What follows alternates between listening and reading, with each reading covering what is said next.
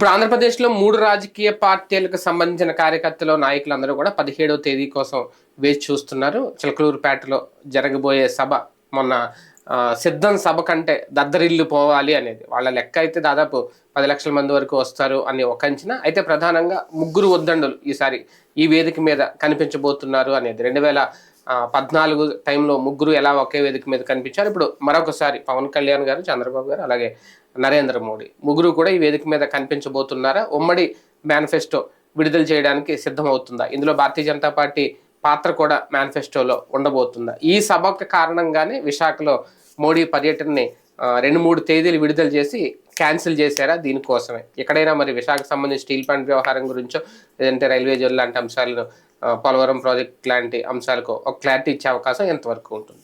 వీటి మీద చర్చించే ప్రయత్నం చేద్దాం. సరే, మొన్నటి వరకు టీడీపీ సభ అనుకున్నాం, ఇది తర్వాత పవన్ కళ్యాణ్ గారు కూడా ఖచ్చితంగా వస్తారని. ఇప్పుడు బీజేపీ కూడా రాబోతుంది, మోడీ కూడా రాబోతున్నారు ఆ వేదిక మీద. కానీ అంటే ముగ్గురు ఉద్దండుల సభ ఎలా ఉండే అవకాశం? ఖచ్చితంగా భారీగానే 6 లక్షల మందిని ఏదో టార్గెట్ పెట్టుకున్నారు. 4-5 జిల్లాల నుండి మొబిలైజ్ చేస్తున్నాడు. ప్రకాశము, గుంటూరు, కృష్ణ, అటు పక్కన వచ్చి నెల్లూరు జిల్లాల నుంచి కూడా మొబిలైజ్ చేస్తున్నారట. టోటల్ గా మంచి కార్యక్రమం, భారీ కార్యక్రమం అని చెప్పాలి. 2014 తర్వాతన ఫస్ట్ టైం మళ్ళీ ఈ కాంబినేషన్ రిపీట్ అవుతుండటం. ఆ తరహా ఆదరణ ఇప్పటికీ ఉంటుందా ప్రజల్లో? అది ఉందా ఇంకా? అంటే ముగ్గురు కలవాలి, ఆ రోజున కలవాలని జనం అనుకోలేదు, కలవడాన్ని హర్షించారు. అవును. ఇప్పుడు సాధారణంగా పార్టీ గ్యాదరింగ్లు ఉంటాయి కదా, అంటే అప్పుడు పరిస్థితులు వేరు కదా. అప్పుడు కొత్త రాష్ట్రం ఏర్పడడం, ఖచ్చితంగా కేంద్రం కూడా అప్పుడు కొత్తగా మోడీ ప్రధాని అవడం, ఇవన్నీ కొన్ని అంశాలు అప్పుడు కలిసి వచ్చినాయి అనేది ఇప్పుడు దానికంటే వస్తుంది బేసిక్ గా. ఎందుకంటే అప్పుడు ఆయన గెలుస్తాడో లేదో తెలియదు, ఇక్కడ ముగ్గురు గెలిస్తే మంచి కాంబినేషన్ అన్నటువంటి పాయింట్ ఫీల్ అయ్యారు. ఇప్పుడు మోడీ ఖచ్చితంగా గెలుస్తాడని దేశం అంతా నమ్ముతుంది. కాబట్టి గెలుస్తున్నటువంటి ప్రధానమంత్రి గెలవాలనుకుంటున్నటువంటి చంద్రబాబుతో జాయిన్ అవ్వడం అన్నటువంటిది, కలిపినటువంటి పవన్ కళ్యాణ్ మధ్యలో ఉండటం అన్నటువంటిది ఖచ్చితంగా మంచి కాన్సెప్ట్ అవుతుంది. అంటే సాధారణ ఎక్స్పెక్టేషన్స్ ఏనా, అంతకు మించి ఉంటాయా రేపు మేనిఫెస్టో విషయంలో? కానీ వైఎస్ఆర్ కాంగ్రెస్ పార్టీ వాళ్ళ గుండెల్లో గుబులు రేపుతా ఉంటది. అందుకనేమో కదా ముందు రోజు ఏదో విడుదల చేయబోతున్నారు 16 అనేది అంటున్నారు వైసీపీ. ఇడుపులపాయలో అభ్యర్థుల లిస్టు, ఫైనల్ అభ్యర్థుల లిస్టు, దాంతోనే మేనిఫెస్టో కూడా.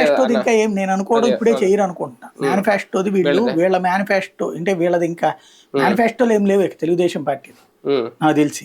ఇప్పుడు ఆ సూపర్ 6, ఆ బీసీలకు సంబంధించిన డిక్లరేషన్, ఇయే మిగతాది ఏదైనా రాసుకున్న పాంప్లెట్ లో 25 పేజీలు యాడ్ చేసినట్టు ఉంటుంది తప్పించి ఇంకా కొత్త మేనిఫెస్టో ఏముండదు. ఉన్నా ఇట్లాంటివే ఉంటాయి. ఇది దాంట్లో వాళ్ళని చూస్తాం వీళ్ళని చూస్తాం అన్నప్పుడు 600 పాయింట్లు ఉన్నాయి చూడండి. అట్లాగే తెలుగుదేశం పార్టీ తీసుకెళ్తుంది కానీ వీళ్ళ తీసుకొచ్చుకుని తన ఎత్తునే పెట్టుకోదలుచుకోలేదు. రెండోది, వీళ్ళు చేర్చుకున్నా అవి ఏం పనికిరావు. ఎందుకంటే అధికారంలోకి తెలుగుదేశం వస్తుంది. తెలుగుదేశం వచ్చినప్పుడు మధ్యలో భారతీయ జనతా పార్టీ ఉన్నప్పుడు ఇదివరకు బీజేపీ ఎజెండా ఏమన్నా నడిచిందా? బీజేపీ జనసేన ఎజెండాలన్నీ కూడా ఇప్పుడు, లేకపోతే షణ్ముఖ వ్యూహం ఎవడన్నా మాట్లాడుతున్నాడు ఇప్పుడు? అసలు కనీసం వాళ్ళ పార్టీ వాళ్ళకి కూడా తెలియదు ఆ వ్యూహం ఏంటని.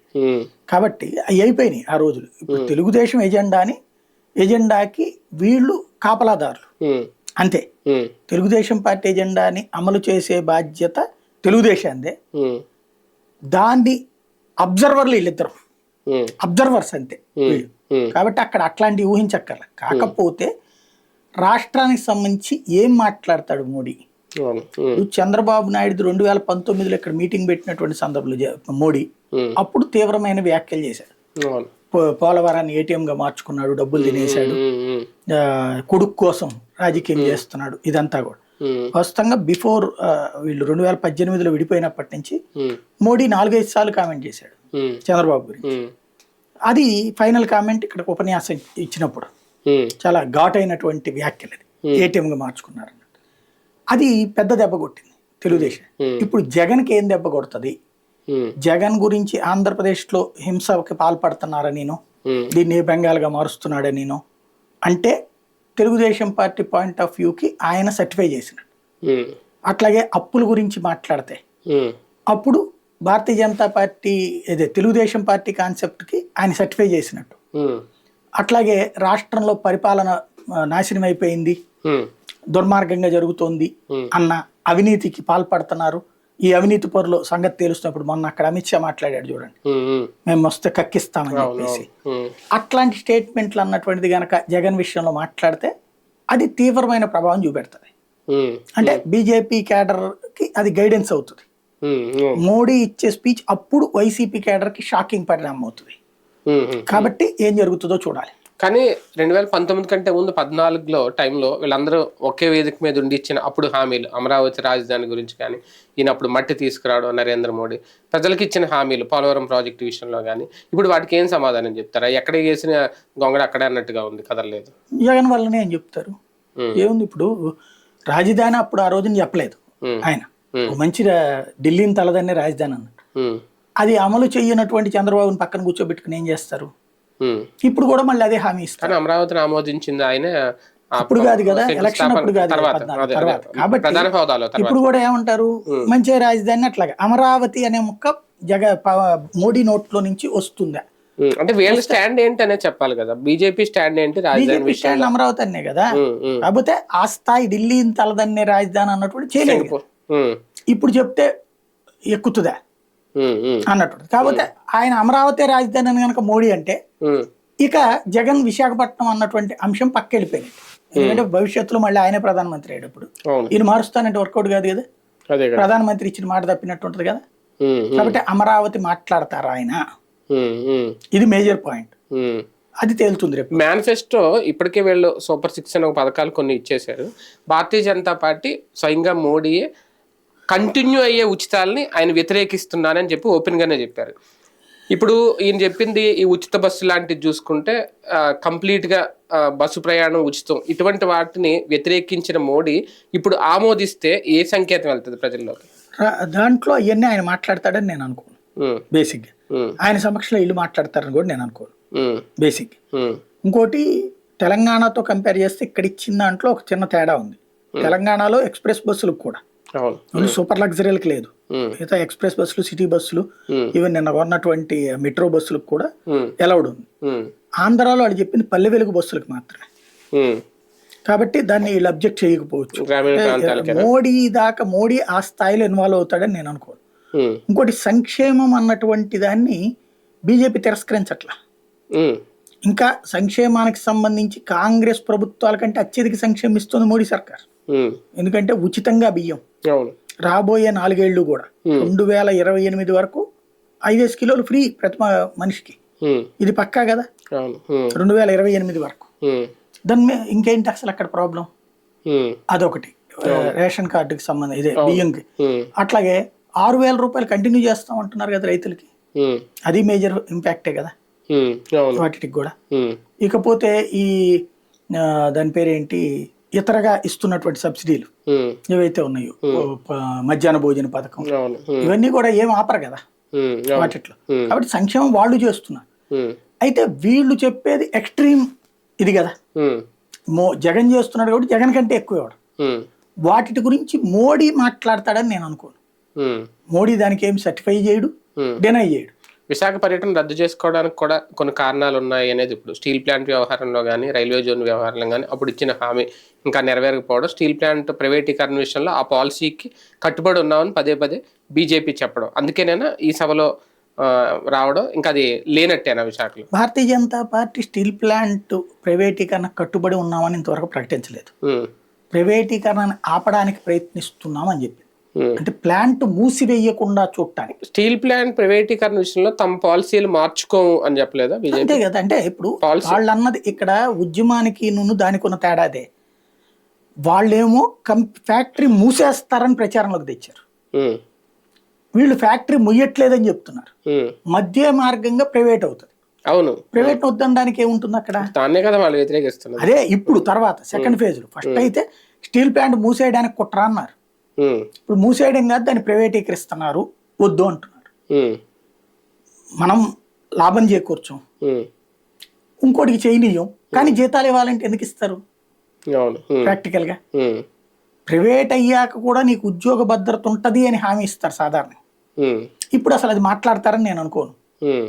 నేను అనేది విశాఖలో సభ పెట్టకపోవడానికి ఇది ఒక మేజర్ రీజన్. తర్వాత పెట్టారు కదా విశాఖలో సభ, రీసెంట్ గా కూడా పెట్టారు కదా ఒకటి ఆంధ్ర యూనివర్సిటీ గ్రౌండ్స్ లో. భారీ 1 లక్ష మంది 2 లక్షల మందిని పోగేసి పెట్టారు కదా.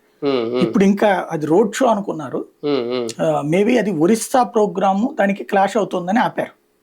అంటే మీడియా రాసింది, మీడియానే లేదని చెప్పింది. గవర్నమెంట్ అధికారికంగా ప్రకటించి క్యాన్సిల్ చేయాలి. మీడియా వాళ్ళకి ముందు ఒక ఇది వచ్చేసింది, ఎవరు చెప్పుకున్నది రాసేసారు వాళ్ళు. అది ఏలూరులో సభ ర్యాలీ అన్నారు. అది కూడా ఇప్పుడు కనబడట్లేదు కదా, ఓన్లీ ఇది ఒక్కటే కన్ఫర్మ్ అయింది. ముందు చెప్పడం ఈ 3 అన్నారు.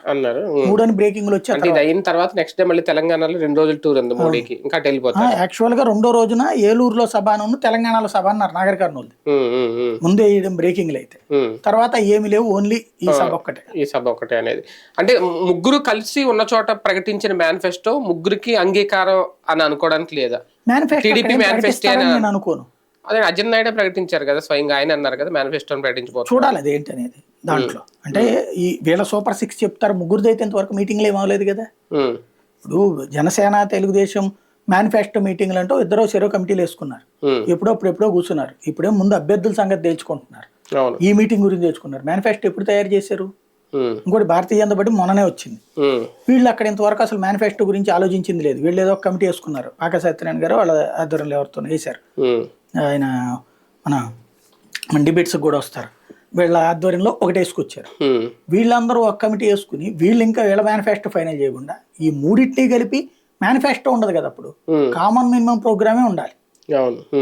అది రేపటిలో దీంట్లో అట్ట సెట్ అయిపోద్ది. అంటే ఎంతకు మించి ఇంకో భారీ సభ జనసేన బీజేపీ పెట్టే అవకాశం ఉండదు కదా, విడిగానే చెప్పచ్చు. మేనిఫెస్టో అసలు ఈ సభల్లో అది పెడితే దీని ఇంపాక్ట్ పోతుంది.